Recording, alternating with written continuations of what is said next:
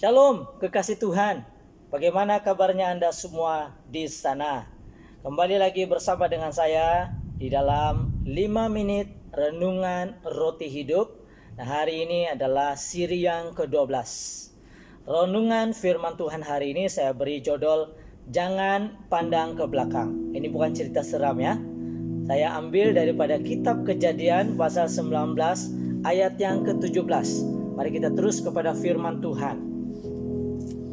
Sesudah kedua orang itu menuntun mereka sampai keluar, berkatalah seorang, "Larilah, selamatkanlah nyawamu. Jangan menoleh ke belakang dan jangan berhenti dimanapun juga. Di lembah Yordan, larilah ke pergunungan, supaya engkau jangan mati lenyap." Saudara, saat Sodom dan Gomora hendak dimusnahkan Tuhan, karena sesungguhnya sangat berat dosanya. Kita boleh lihat itu di ayat yang ke-19, pasal yang ke-19.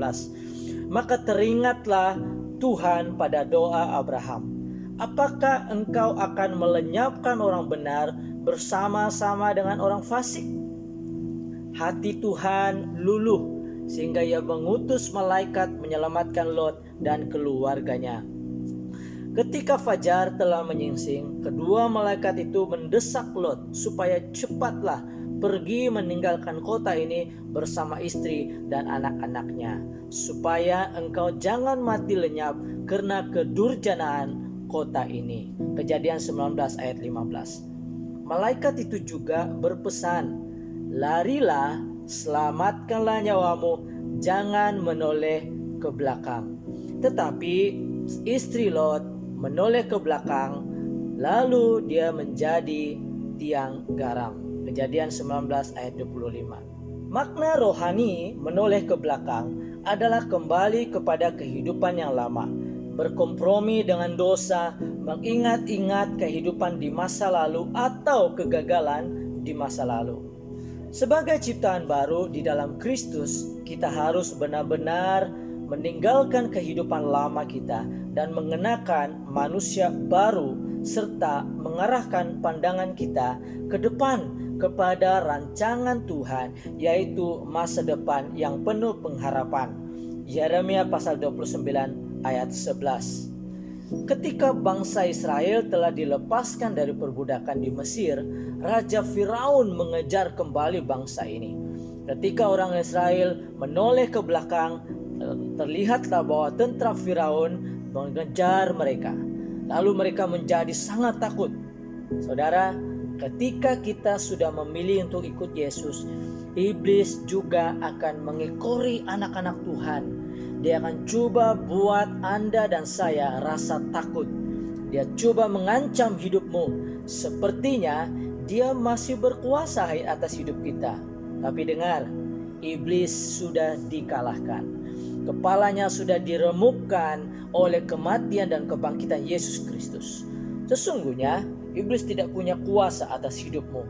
Dia hanya boleh buat engkau rasa takut. Tetapi Yesus bilang, "Tenanglah, jangan takut, aku ini." Katanya di dalam Matius pasal 4 ayat 27b.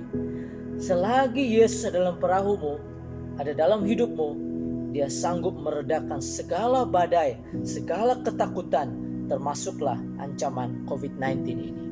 Saudara, iblis sudah tidak berkuasa atas hidup kita, tetapi dia boleh berkuasa atas hidup kita jika kita memberi kuasa kepadanya.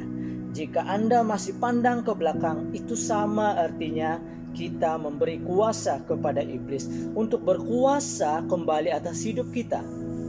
Masa lalu kita yang gelap menguasai pola hidup ini, menjadikan kita sebagai hamba dosanya, hamba ketakutannya, hamba immorality-nya, yaitu tidak bermoral, bahkan akan menjadi hamba yang risau berlebihan. Kekasih Tuhan, jika keadaan berat sedang menghimpit engkau, jika masa lalumu itu sangat hitam, memalukan, dengar, Yesus sanggup memulihkannya, sebab Dia adalah Tuhan yang memberikan hidup dan mempunyainya dalam segala kelimpahan.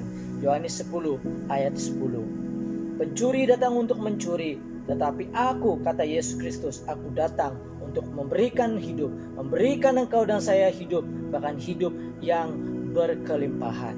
Saudara, marilah kita melakukannya dengan mata yang tertuju kepada Yesus yang memimpin kita ke dalam iman dan yang membawa iman kita kepada kesempurnaan. Jika Tuhan ada di pihak kita, siapakah yang dapat melawan kita? Amen. Yesus tegas menyatakan, setiap orang yang siap untuk membajak tetapi menoleh ke belakang tidak layak untuk kerajaan Allah.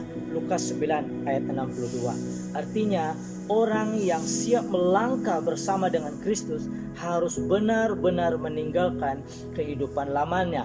Jika tidak, ia tidak layak di hadapan Tuhan. Saudara, jangan pandang ke belakang, tetapi lihat ke depan bersama-sama dengan rencana-rencana Tuhan Yesus yang indah dan penuh pengharapan. Terpujilah nama Tuhan. Haleluya.